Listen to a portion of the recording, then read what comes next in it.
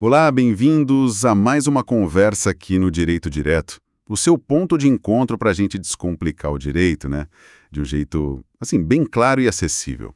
Oi, é ótimo estar aqui de novo. E, pessoal, quem acompanha a gente, não esquece, tá? Segue o Direito Direto aí na sua plataforma de áudio, pode ser Spotify, Deezer, qualquer uma. Assim vocês não perdem nada do que a gente discute aqui. Exato. E ó, se curtirem o nosso papo, ajuda a gente. Deixa lá suas 5 estrelas, compartilha com os amigos, principalmente aquela galera que tá na batalha dos concursos, sabe? Pode ser uma mão na roda. Ah, e segue a gente no Instagram também. Tem sempre coisa boa por lá. Perfeito. E sabe uma coisa legal? Tem muita gente que ouve a gente, tipo, no trânsito, lavando louça, na academia. É um jeito, né? De aproveitar o tempo e o conteúdo de qualidade, informação boa de um jeito leve. Nossos roteiros, eles são baseados em cadernos de estudos bem completos, então pode confiar. Aliás, uma dica boa que já deram pra gente. Criar playlists por matéria no seu aplicativo de podcast. Ajuda a organizar, né? Fica bem mais fácil para estudar. Super recomendo. Boa. Bom, hoje o nosso mergulho vai ser um tema, olha, super comum no dia a dia, infelizmente, e fundamental no direito penal. O crime de lesões corporais. Vamos tentar entender o que configura mesmo essa ofensa, as diferenças de gravidade e, claro, as consequências legais disso tudo. Sem dúvida. E entender essas nuances da lesão corporal é essencial, viu? Não só para quem é da área jurídica ou está estudando para concurso, mas para qualquer pessoa, né? Para entender situações do cotidiano que podem sim ter implicações criminais sérias. Vamos desvendar isso juntos? Então, bora lá. Para começar do começo, o que a lei diz? Qual é a definição básica de lesão corporal? Olha, a base para isso está lá no Código Penal, artigo 129, no caput mesmo. A definição é bem direta: ofender a integridade corporal ou a saúde de outrem. A pena base ali, para começar, é de detenção, de 3 meses a 1 ano. Ofender a integridade ou a saúde. Isso parece bem amplo, né? Pega desde um arranhãozinho até algo, sei lá, muito mais grave. Pega um espectro bem grande. A ofensa pode ser na integridade física mesmo, sabe? A estrutura do corpo, tecidos, órgãos, ou pode ser na saúde, aí entre o funcionamento do corpo, fisiológico, e até o bem-estar psíquico, a saúde mental. Pode ser algo externo que a gente vê, tipo um corte, ou algo interno, uma hemorragia, por exemplo. Entendi. Agora, existe uma discussão na doutrina, né, sobre se aquelas ofensas mínimas, tipo um tapa que só deixa vermelho na hora e some, se isso já seria o crime. Mas depende muito do caso concreto. O ponto-chave não é só a marca física, mas o que está por trás, a intenção. Ah, a intenção, sempre ela, né? Para complicar um pouquinho. Qual é a intenção específica que precisa ter aqui? Exato. Para ser a lesão corporal dolosa, que é intencional, o agente tem que ter o que a gente chama no direito de animus ledendi, ou animus nocendi, dá na mesma. É basicamente a vontade de machucar, de causar um dano físico ou na saúde da outra pessoa. É diferente, e isso é super importante, do animus necandi. Que é a intenção de matar do homicídio. Isso, perfeito. Se a intenção era matar, a gente está falando de homicídio ou tentativa de homicídio. Diferenciar essas duas intenções, olha, é um dos grandes desafios na prática jurídica. Imagino. Faz todo sentido, porque se a pessoa queria matar, mas só machucou, pode ser uma tentativa de homicídio e não a lesão corporal consumada. E se a pessoa se machuca de propósito, tipo, ela mesmo se corta, isso é crime? Então, a autolesão, em regra, não é crime. O direito penal foca mais em proteger bens jurídicos de outras pessoas, né? Mas, como quase tudo no direito, tem exceção. Se a pessoa se machuca para enganar alguém e levar vantagem, pensa em fraudar um seguro. Isso está previsto lá no Código Penal, no artigo 171, parágrafo 2º, inciso V. Aí sim, essa autolesão pode ser punida como parte da fraude. Ah, entendi. Ela é um meio para outro crime. Exatamente. Ou um outro exemplo, a pessoa se mutila para não servir o exército, para escapar do serviço militar obrigatório. Aí também pode ter consequência penal. Ok, entendi as exceções. Você falou que a lesão pode ser dolosa com intenção ou Culposa. A lesão corporal culposa é quando não tem intenção de machucar, mas a lesão acontece por descuido, né? Negligência, imprudência ou imperícia do agente. Pensa num acidente de trânsito causado por falta de atenção. A pessoa não queria machucar, mas machucou por culpa. A gente fala mais dela daqui a pouco. combinado. Outro ponto técnico que sempre aparece. Precisa do exame de corpo de delito? Aquele laudo do médico legista? Sim, via de regra precisa. A lesão corporal é o que a gente chama de crime material. Material. Isso significa que para ele existir, para se consumar o resultado, a lesão de fato tem que acontecer no mundo real. Tem que deixar uma marca, um vestígio. E a prova dessa lesão, na maioria esmagadora dos casos, é feita pelo exame de corpo de delito.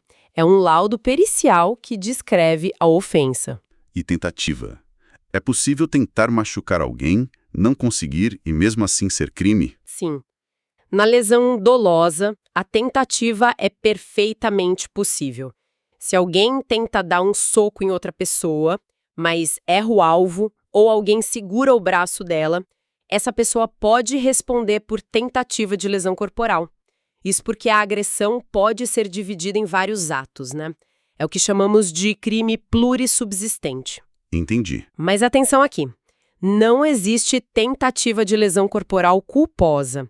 Afinal, ninguém tenta ser negligente, né? A culpa ou existe ou não existe.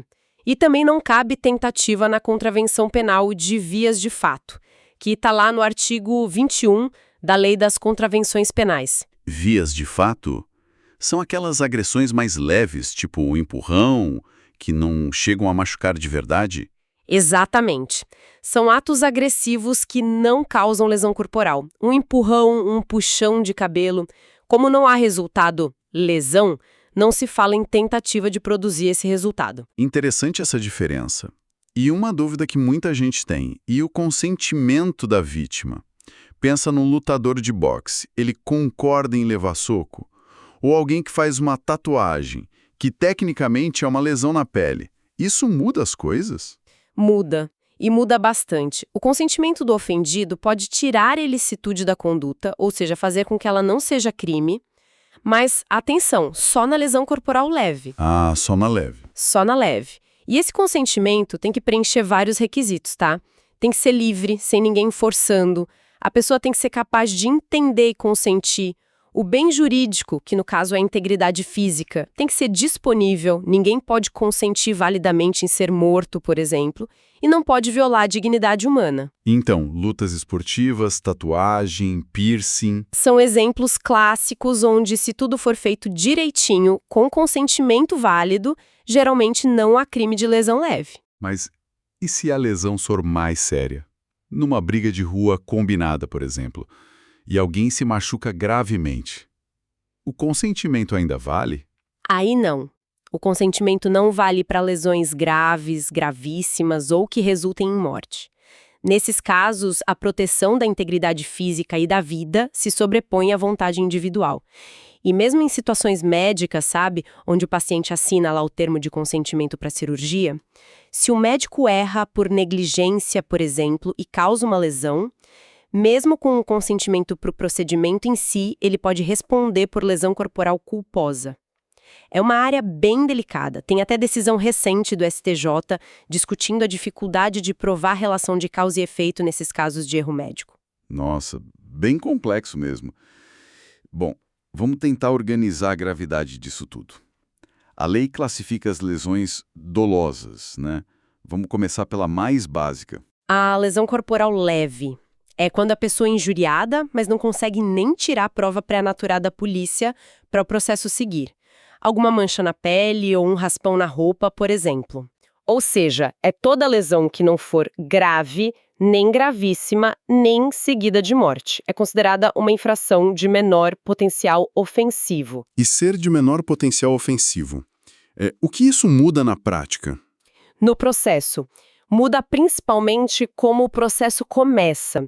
A regra geral, que está lá na Lei dos Juizados Especiais, a Lei 9.099, é que na lesão leve, a ação penal é pública condicionada à representação. Condicionada à representação. Traduz isso pra gente. Significa que o Ministério Público, que é quem acusa, só pode iniciar o processo se a própria vítima quiser.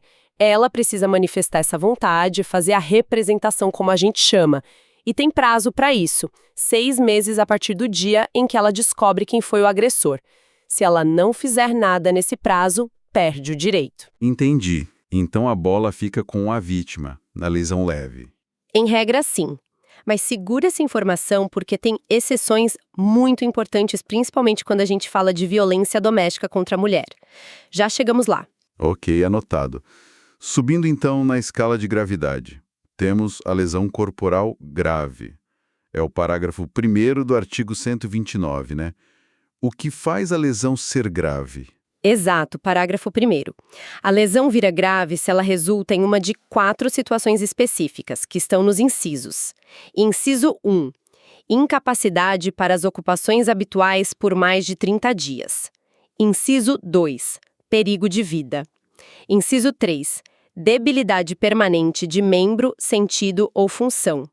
Ou, inciso 4, a aceleração de parto. Certo. Se acontecer qualquer uma dessas coisas por causa da lesão, a pena já aumenta bastante. Passa a ser reclusão, de 1 a 5 anos. Vamos detalhar esses resultados.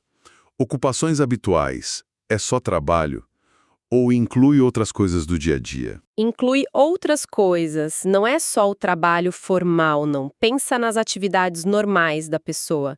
Estudar, cuidar da casa, fazer um esporte, sair com amigos. Qualquer atividade rotineira. Se a lesão impede a pessoa de fazer essas coisas por mais de um mês, pronto, configura a qualificadora.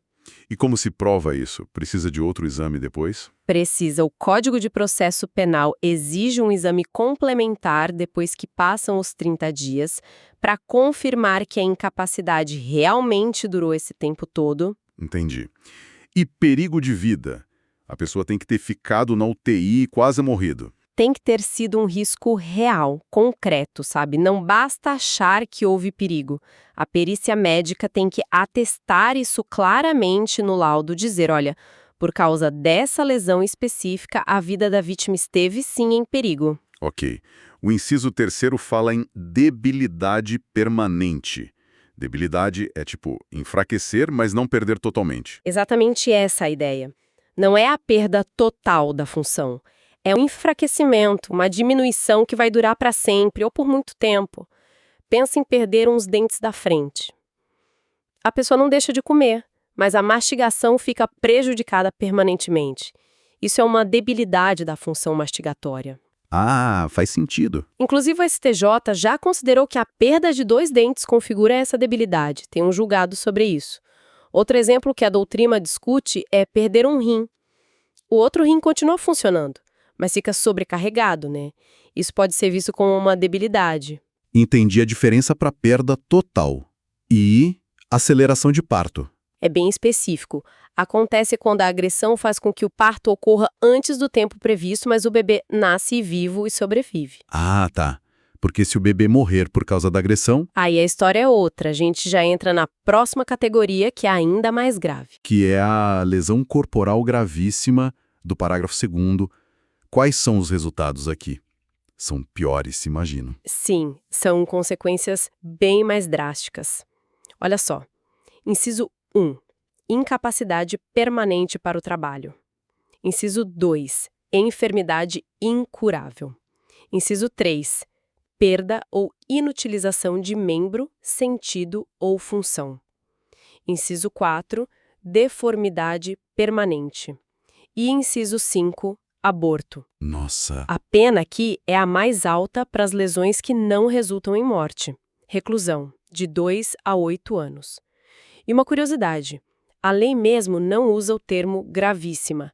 Ela só fala se resulta, tanto no parágrafo 1º quanto no 2º. Essa classificação de grave e gravíssima vem da doutrina, da jurisprudência, para diferenciar os níveis. Entendi o costume. Vamos olhar esses resultados. Incapacidade permanente para o trabalho. É diferente daquela incapacidade para ocupações habituais? E é bem mais sério.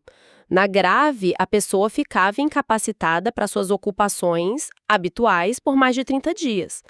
Aqui na gravíssima, ela fica incapacitada permanentemente para exercer qualquer tipo de trabalho. Qualquer um. É uma limitação muito mais ampla e definitiva. Pesado. Enfermidade incurável. Essa parece mais direta, né? Uma doença sem cura. Exato. Uma doença que a medicina atual não consegue reverter. E perda ou inutilização. Agora sim é a perda total que você falou antes. Agora sim. Aqui é a perda completa mesmo. Perder um braço, uma perna, amputação, ficar cego, perder a fala. É a supressão total do membro, do sentido ou da função. E a deformidade permanente. Uma cicatriz grande no rosto, por exemplo. Pode ser. A jurisprudência entende como um dano estético considerável, sabe? Algo visível, que dure para sempre e que cause um certo constrangimento para a pessoa, um vexame ou até uma repulsa em quem vê. Não é qualquer marquinha pequena. Entendi. E tem aquele ponto que você comentou antes sobre a cirurgia plástica. Isso é um ponto que pega muita gente de surpresa. Mesmo que a vítima faça uma cirurgia reparadora depois e a aparência melhore, isso não descaracteriza a qualificadora da deformidade permanente pro agressor. O STJ já bateu o martelo nisso. O crime e suas consequências são avaliados no momento em que a lesão acontece. A recuperação posterior da vítima não apaga o que foi feito lá atrás para efeito da qualificação do crime. Nossa, essa é uma informação crucial mesmo. E o último resultado da gravíssima, o aborto. É quando a agressão contra a mulher grávida causa a interrupção da gravidez, com a morte do feto. Um detalhe importante que a doutrina costuma apontar, geralmente para configurar essa qualificadora, exige-se que o agressor soubesse ou pelo menos devesse saber que a vítima estava grávida. Se ele não tinha a menor ideia, a solução jurídica pode ser outra. Talvez um concurso de crimes, lesão corporal mais aborto culposo, algo assim. Entendi. Precisa ter essa conexão, pelo menos a possibilidade de saber da gravidez. Exato. E vale lembrar também uma decisão importante do STJ. Mesmo que a vítima já tivesse algum problema de saúde antes da agressão e esse problema contribuiu para a lesão ser tão grave, isso não livra o agressor da responsabilidade pela lesão grave ou gravíssima, tá? Se ficar provado que a agressão foi a causa direta daquele resultado mais sério, ele responde por ele. A condição pré-existente da vítima não funciona como uma desculpa. Ave gravíssima, mas ainda tem a lesão, que infelizmente resulta em morte, certo? O parágrafo 3º. Sim, a lesão corporal seguida de morte. Esse é um exemplo clássico de um tipo de crime chamado préter doloso. Préter doloso. Já ouvi esse termo. Explica de novo para a gente, por favor. Claro, préter doloso. Préter vem de além, né? Além do dolo. Significa que o agente tem dolo, ou seja, intenção, na conduta inicial, a lesão, mas o resultado final, mais grave, a morte, acontece por culpa. Em outras palavras, ele queria machucar, mas não queria matar. Nem assumiu o risco de matar.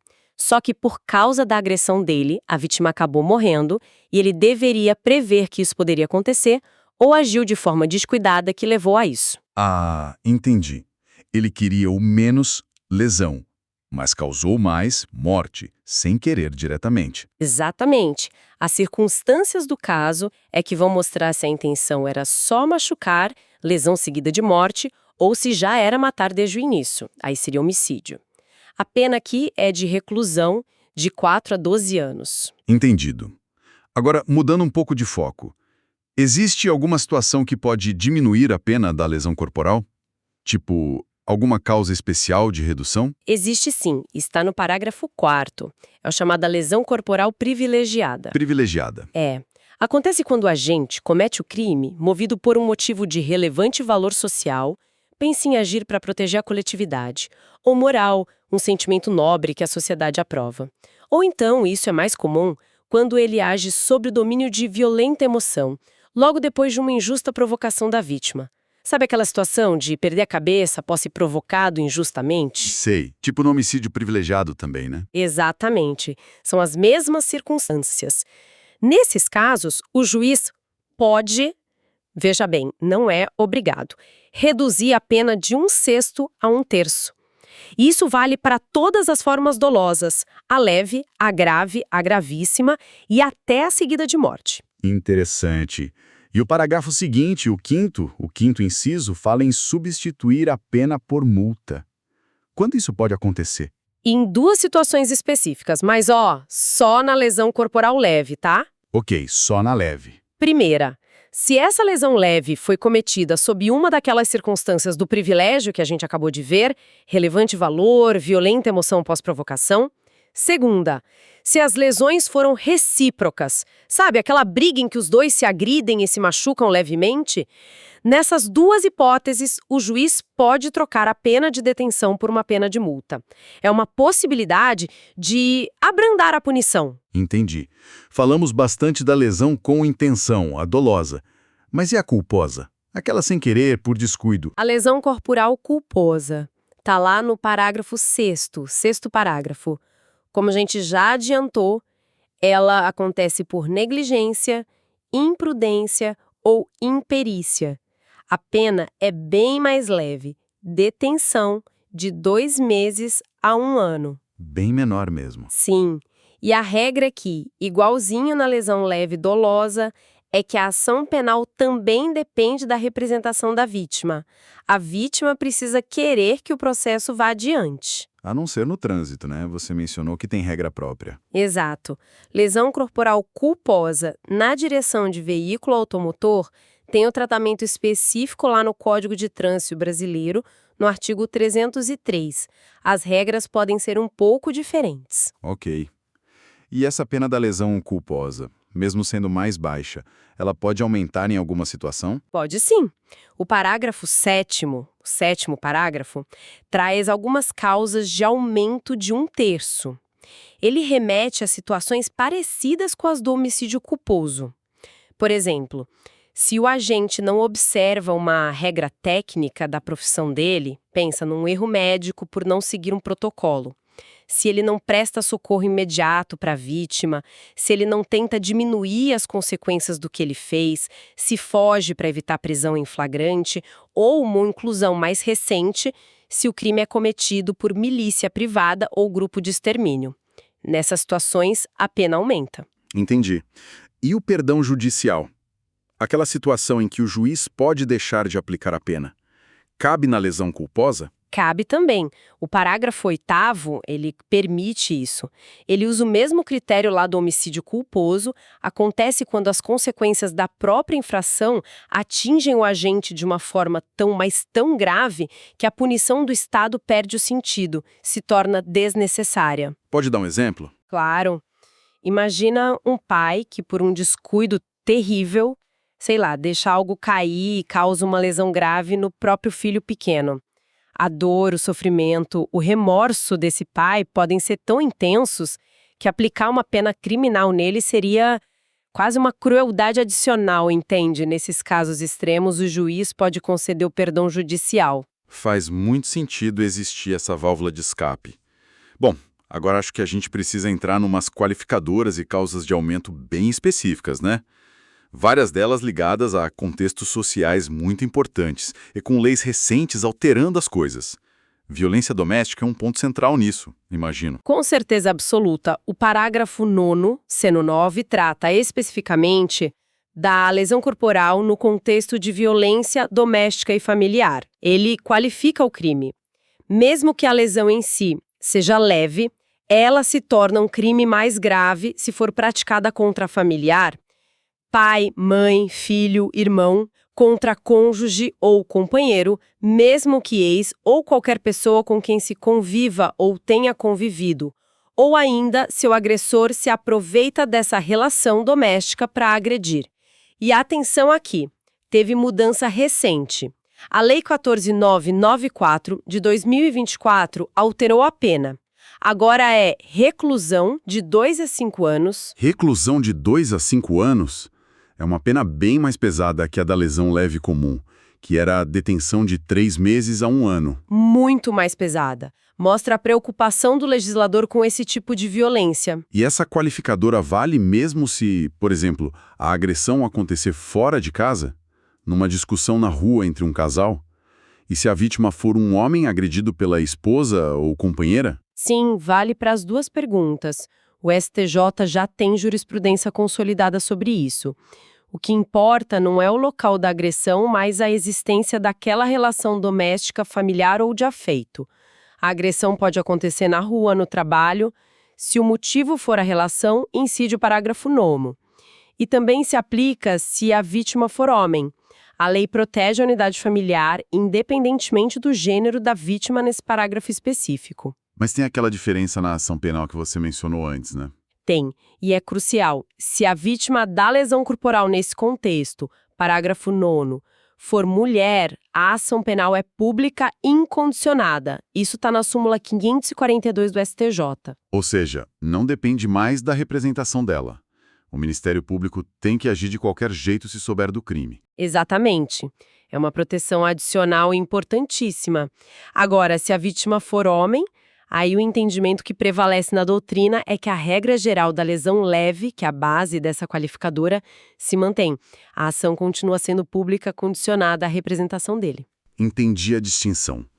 E se a lesão nesse contexto doméstico for mais grave que leve? Se for uma lesão grave ou gravíssima? Aí a situação fica ainda pior para o agressor.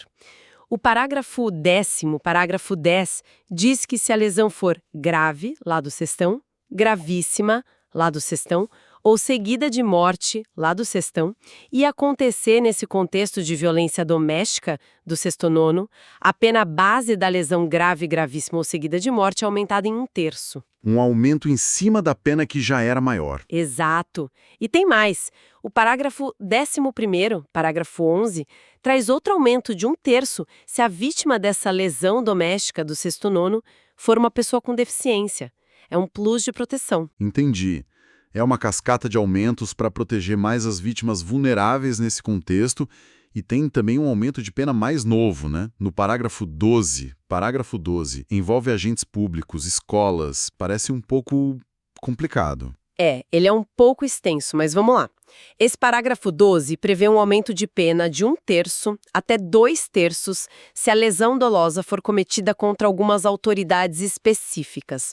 Pensa em policiais, militares, civis, federais, rodoviários, bombeiros, agentes penitenciários, pessoal das Forças Armadas, da Força Nacional de Segurança. Pessoal da segurança pública em geral? Isso. Mas também membros do Judiciário, do Ministério Público, Defensoria Pública, oficiais de justiça, quando eles estão no exercício da função ou se a agressão é por causa da função deles, e também contra os parentes dessas pessoas, cônjuge, companheiro ou parente consanguíneo até 3º grau. Nossa, protege a família também. Sim.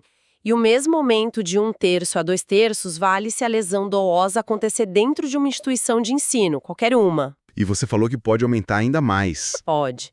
O aumento sobe para 2/3 até o dobro se a lesão dolosa for na escola e, além disso, a vítima for pessoa com deficiência ou tiver alguma outra vulnerabilidade específica, ou se o agressor tiver algum tipo de autoridade sobre a vítima naquele ambiente.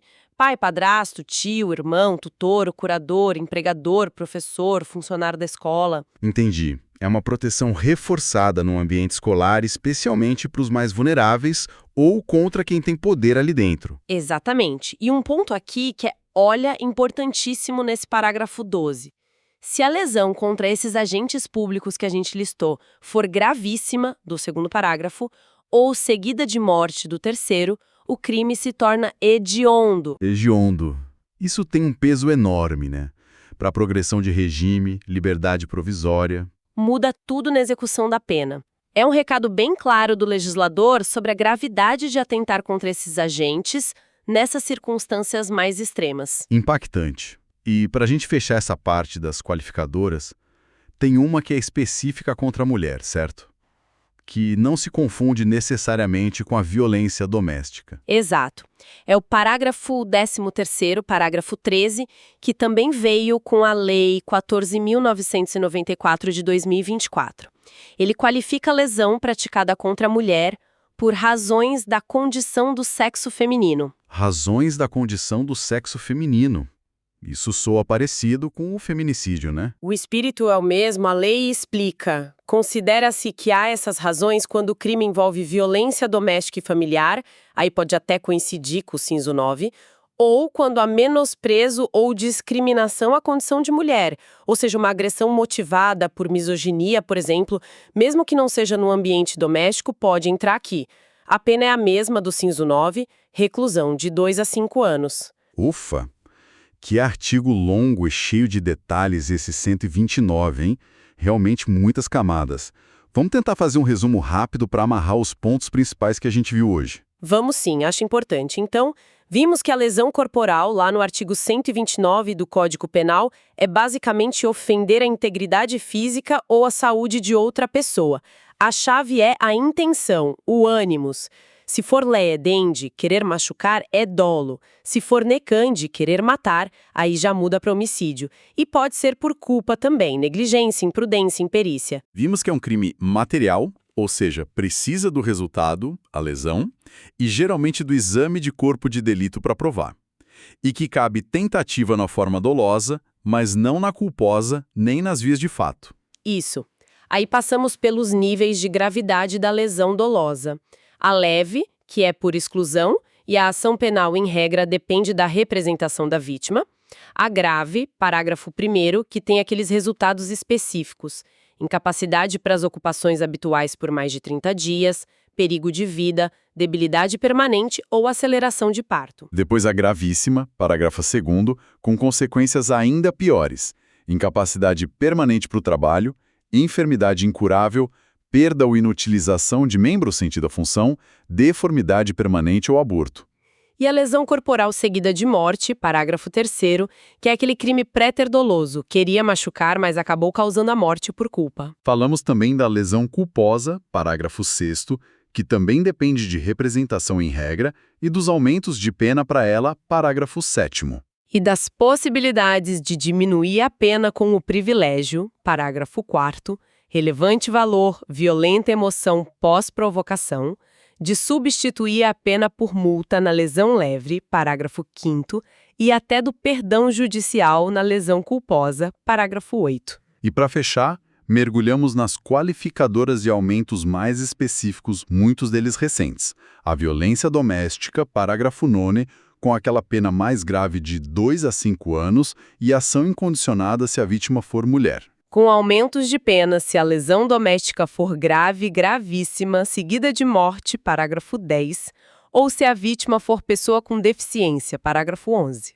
Vimos também os aumentos do parágrafo 12 contra agentes públicos ou em escolas, e o ponto crucial de que a lesão gravíssima ou seguida de morte contra esses agentes é crime hediondo. E, por fim, a lesão qualificada, especificamente por ser contra a mulher por razões de gênero, parágrafo 13, com pena também de 2 a 5 anos. Excelente, um panorama bem completo. E só reforçando a questão da ação penal, que é sempre confusa, regra geral na leve e na culposa é condicionada à representação. A grande exceção que todo mundo precisa lembrar é violência doméstica contra a mulher, segue 9º grau, aí é incondicionada conforme a súmula 542 do STJ.